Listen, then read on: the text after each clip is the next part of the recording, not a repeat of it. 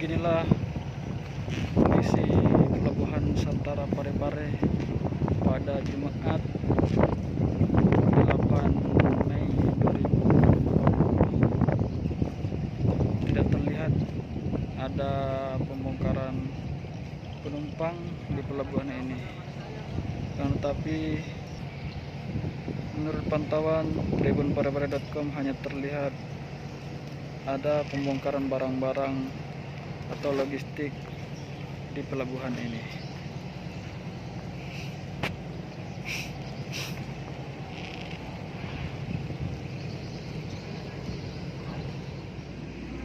Inilah para mobil angkutan barang atau logistik yang hendak akan memuat atau membongkar barang di salah satu kapal yang bersandar di pelabuhan Nusantara ini.